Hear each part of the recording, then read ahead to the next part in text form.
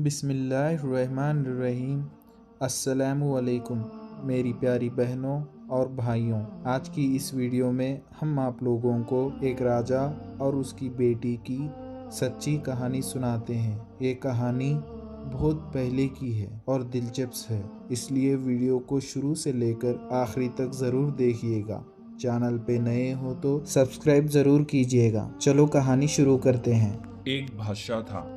उसकी एक खूबसूरत और इकलौती बेटी थी। अपनी खूबसूरती और दौलत की वजह से वो बहुत मगरूर और गुस्ताख हो गई थी। जब भी कहीं से उसके लिए शादी का पैगाम आता, वो उसे ठुकरा देती और उसका खूब मजाक उड़ाती। एक दिन बादशाह ने बड़ी दावत की और उसमें शहजादी से शादी करने वाले तमाम उम्मीदवारों को बुलाया। सब लोग अपने अपने मर्तबे के हिसाब से कुर्सियों पर बैठ गए। शहजादी इस दावत में अपनी कनीजों के साथ बड़ी मगरूराना अंदाज में आई। वो जिस उम्मीदवार के पास से गुजरती उसको बड़ी हकारात से देखती। जबकि एक शहजादे के पास पहुंची जो बहुत मोटा था, तो उसने अपनी कनीजों से हंसकर कहा, ये गोल ट्यूब है। दूसरी उम्मीदवार को देखकर कहा, कैसे खंबे की तरह लगता है। एक शहजादा बहुत छोटा था, तो उसने कहा, जरा छोटू मोटू को तो देखो। एक नवाब मोटा और गोरा था। शहजादी ने उसे सफेद चूहा कहा। एक अमीर का रंग सुर्ख था, तो उसने उससे मुर्गे की कालगी कहकर पुकारा। इस तरह वो हर उम्मीदवार को बेइज्जती करती रही। लेकिन वो एक बादशाह को देखकर बहुत हंसी, क्योंकि उसकी दाढ़ी थी। उसने मजाक उड़ाते हुए कहा, जरा इसे तो देखो, इसने अपने चेहरे पर कैसी जगह रखी है। बादशाह ने जब देखा कि उसकी बेटी ने मेहमानों की बहुत बेइज्जती की है, तो उसे बहुत गुस्सा आया। उसने बाहर दरबार में कहा, ऐलान किया कि शहजादी पसंद करे या ना करे, मगर अब मैं इसकी शादी किसी फकीर से करूंगा। इस ऐलान के बाद तमाम लोग वहां से चले गए। कुछ देर के बाद एक आवारा गुर्द गाया जो गली मोहल्लों में घूमकर गाना गाया करता था, उसने शाही महल के नीचे खिड़की के करीब होकर गाना गाना शुरू कर दिया। बादशाह ने किसी आवाज सुनी तो एक खादिम को हुक्म दिया कि इस फकीर को अंदर बुलाया जाए। वो खादिम फटे पुराने कपड़ों में फकीर को ले आया। इस फकीर गाय ने बादशाह और शहजादी के सामने बहुत अच्छा गाना गाया और बादशाह से इनाम मांगा। बादशाह ने कहा, तुमने बहुत अच्छा गाना सुनाया है, मैं तुम्हें बहुत अच्छा इनाम दूंगा। मैं अपने बेटी की शादी तुमसे करूंगा। जब शहजादी ने यह सुना तो वो बड़ आवाज हो गई। वो बहुत रोई पीटी, मगर बादशाह ने उसकी एक ना सुनी। बादशाह ने उसे डांटते हुए कहा, मैं मेहमानों के सामने कसम खाई थी कि तुम्हारी शादी किसी फकीर से करूंगा। अब मैं वो कसम पूरी कर कर रहूंगा। ये कहकर बादशाह ने काजी को बुलाया और मगरूर शहजादी की शादी आवारा गुर्द गायक से साथ करा दी और फिर हुक्म दिया कि तुम अपने शोहर के साथ चली जाओ। शहजादी रोटी पीती फकीर के साथ चली गई। रास्ते में वो एक शिकारगाह से गुजरे। इतनी बड़ी शिकारगाह देखकर वो शहजादी हैरान हो गई। उसने फकीर से पूछा, ये शिकारगाह किसका है? उस फकीर ने जवाब दिया, मैंने सुना है तुम्हें दाढ़ी वाले बादशाहों का मजाक उड़ाया था। ये शिकारगाह उसी का है। अगर तुम उससे शादी कर लेती तो तुम्हारी मिल्कियत होती। शहजादी ने ठंडी आह भर के कहा, मैंने ये क्या किया? उसके बाद वो खूबसूरत बागों में पहुंचे। उसको देखकर शहजादी ने फिर पूछा, ये किसका है? फकीर ने आहिस्ता से कहा, ये बाग भी उसी दाढ़ी वाले का है। शहजादी ने अफसोस भरी लहजे में कहा, मैं भी कितनी बदनसीब हूँ। फिर वो एक अजीमो शाम शहर में दाखिल हुए। इतना बड़ा और खूबसूरत शहर देखकर शहजादी हैरान रह गई। शहजादी ने पूछा, इस शहर का मालिक कौन है? फकीर ने उससे बताया, ये शहर उसी दाढ़ी वाले बादशाह का है। अगर तुम उससे शादी कर लेती तो ये सब कुछ तुम्हारा होता। शहजादी ने पछताते हुए कहा, मैंने बहुत बड़ी गलती कर दी, काश मैं शादी कर लेती। फकीर शोहर ने नाराज होते हुए कहा, मुझे इससे कोई मतलब नहीं, मगर तुम मेरे होते हुए दूसरे मर्द की बातें क्यों कर रही हो? क्या मुझे कोई कमी है?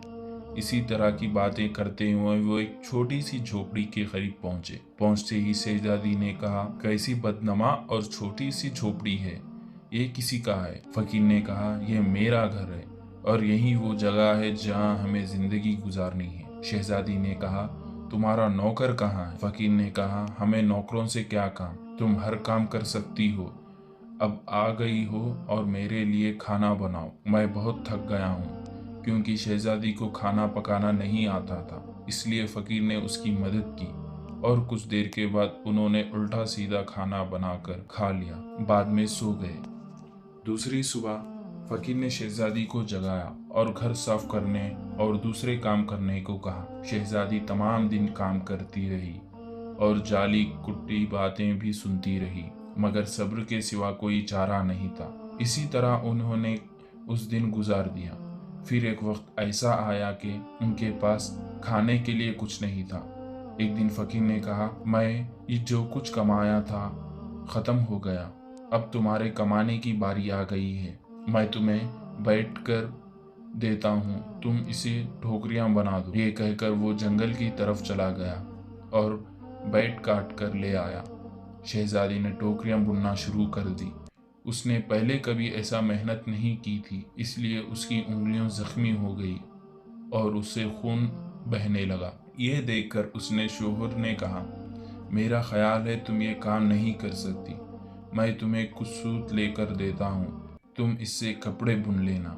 मगर वो ये भी ना कर सकती। फकीर ने कहा, तुम मेरे लिए बिल्कुल बेकार हो, कोई काम नहीं कर सकती। तुमसे शादी करके मुझे बड़ा नुकसान हुआ है। बहरहाल मैं कोशिश करता हूँ कि तुम्हारे लिए मिट्टी के बर्तन ले आऊँ, बाजार से जाकर उन्हें बेच दिया करो।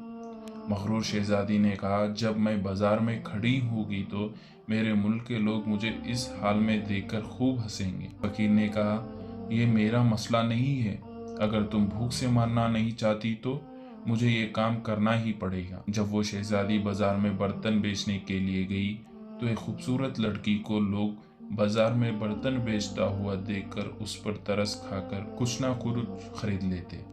वो बर्तन बिकने के बाद फकीर ने उसे और बर्तन लेकर दिया। इसी दौरान एक बड़ा मिजाज सिपाही वहां से गुजर रहा था।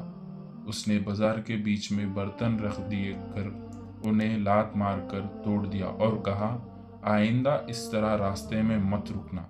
शहजादी बहुत परेशान हो गई। उसने सारा वाक़िया घर आकर अपने शोहर को बताया। शोहर ने कहा, तुम इंतहा बेवकूफ़ हो, तुमसे किसने कहा था कि बीच बाजार में बर्तन लेकर बैठ जाओ? आखिर वहां से लोगों से गुजरना पड़ता है, मुश्किल होती है उन्हें। मेरे ख्याल है ये भी तुम्हारे बस का काम नहीं है। खैर, मैं सही महल जाऊंगा, हो सकता है तुम्हारे लिए वहां काम निकल आए।